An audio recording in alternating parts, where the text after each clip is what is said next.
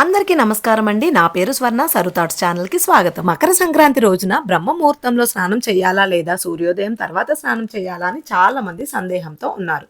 అందుకే ఈ వీడియో మీకోసం. సనాతన సాంప్రదాయాలలో హిందూ సాంప్రదాయం ప్రత్యేకమైనది. ఇందులో పండుగలు చాలా ప్రాముఖ్యాన్ని కలిగిస్తాయి. అటువంటి ముఖ్యమైన పండుగల్లో ఒకటి మకర సంక్రాంతి. మకర సంక్రాంతి నాడు సూర్యుడు ధనుస్సు రాశిని విడిచిపెట్టి మకర రాశిలోకి ప్రవేశిస్తాడు. ఈ సందర్భంగా ఉత్తరాయణ కాలం ప్రారంభానికి సూచన. హిందూ ధర్మంలో ఉత్తరాయణ కాలానికి విశేష ప్రాముఖ్యత ఉంది. ఈ రోజున స్నానం, దానం వంటివి ఆచరించడం వలన పుణ్య ఫలితాలు లభిస్తాయని నమ్మకం. సాధారణంగా మకర సంక్రాంతి రోజున సూర్యోదయానికి ముందు లేదా వెంటనే పవిత్ర నదుల్లో స్నానం చేయడం శ్రేయస్కరం. జ్యోతిష్య శాస్త్ర ప్రకారం ఈ రోజు సూర్యుడు మకర రాశిలోకి ప్రవేశించే సమయంలో ఎంతో శుభప్రదంగా భావించబడుతుంది. ఆ సమయానికి అనుగుణంగా స్నానం చేయడం, శక్తి కొలది దానం చేయడం అనేక శుభ ఫలితాలను ఇస్తుంది. దేశంలోని వివిధ ప్రాంతాల్లో ఈ పండుగను విభిన్న పేర్లతో, సాంప్రదాయాలతో జరుపుకుంటూ ఉంటారు. అందులో ముఖ్యమైనది ఆచారాలే. దానం చేయడం, స్నానం చేయడం. ఇది నమ్మకాలకు తగ్గట్లుగా కర్మఫలాలను కూడా అందిస్తుంది. సూర్య భగవానుడు మకర రాశిలోకి అడుగుపెట్టిన తరుణం నుంచి ఉత్తరాయణ కాలం మొదలవుతుంది. అయితే ఈ మకర సంక్రాంతి నాడు ఎవరైతే దాన స్నానం ఆచరిస్తారో వారికి పుణ్య ఫలితం లభిస్తుంది అని వేద పండితులు తెలియజేశారు. అయితే ఈ మకర సంక్రాంతి నాడు ఏ సమయంలో దానాలు, స్నానాలు చేయాలో తెలుసుకుందాం. వేద జ్యోతిష్య శాస్త్ర ప్రకారం జనవరి 14న మంగళవారం ఉదయం 9 గంటలకు సూర్యభగవానుడు మకర రాశిలోకి ప్రవేశిస్తాడు.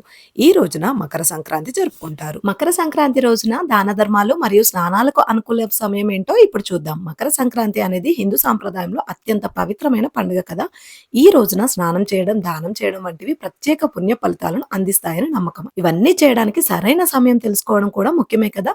ఈ సంవత్సరం జనవరి 14న ఉదయం 9 గంటల 3 నిమిషాలకు సూర్యుడు మకర రాశిలో ప్రవేశించడం పుణ్యకాలం ప్రారంభమవుతుంది. ఈ పుణ్యకాలం ఉదయం 9 గంటల 3 గంటల నుంచి సాయంత్రం 5 గంటల 46 నిమిషాల వరకు ఉంటుంది. మహాపుణ్యకాలం మాత్రం ప్రత్యేకంగా కేవలం 45 నిమిషాలు మాత్రమే ఉంటుంది. అందుకే ఈ కాలంలో స్నానం, పూజలు, దాన ధర్మాలు చేయడం అత్యంత పవిత్రమైనదిగా పరిగణించబడుతుంది. పుణ్యకాలంలో సాధ్యమైనంత వేగంగా స్నానం చేసి, దానం చేసి ధార్మిక కృత్యాలను ఆచరించడం శ్రేయస్కరం. మకర సంక్రాంతి ప్రత్యేకత ఏంటో ఇప్పుడు తెలుసుకుందాం. మకర సంక్రాంతి హిందూ ధర్మంలోని అత్యంత పవిత్రమైన పండుగలో ఒకటి కదా. ఈ రోజున సూర్యుడు ఉత్తరం వైపుకి ప్రయాణించడం ప్రారంభిస్తాడు. దానిని ఉత్తరాయణంగా పిలుస్తారు.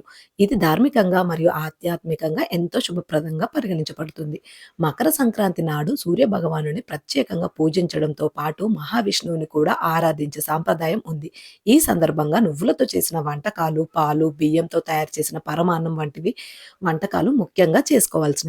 ఈ రోజున నువ్వులను దానం చేయడం ఎంతో శుభప్రదంగా భావించబడుతుంది. హిందూ మత విశ్వాసాల ప్రకారం నువ్వులను దానం చేసి పాయసం సూర్యుడికి నైవేద్యంగా సమర్పించడం వల్ల సూర్య భగవానుడు మరియు మహావిష్ణువు అనుగ్రహం లభిస్తుందని నమ్మకం.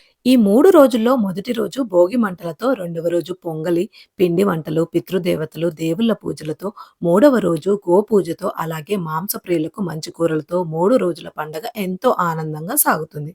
మకర సంక్రాంతి పండుగ విశేషంగా ధర్మబద్ధమైన ఆచారాలను పాటించడం ద్వారా పుణ్య ఫలాలను సాధించడానికి ప్రత్యేకమైన సందర్భంగా నిలుస్తుంది. ఈ వీడియో గనుక మీకు నచ్చినట్టయితే లైక్ చేయండి, షేర్ చేయండి. మరికొన్ని డివోషనల్ వీడియోస్ కోసం ఛానల్‌ని తప్పకుండా సబ్స్క్రైబ్ చేసుకోండి. మరొక మంచి వీడియోతో మీ ముందుంటాను. Thank you for watching.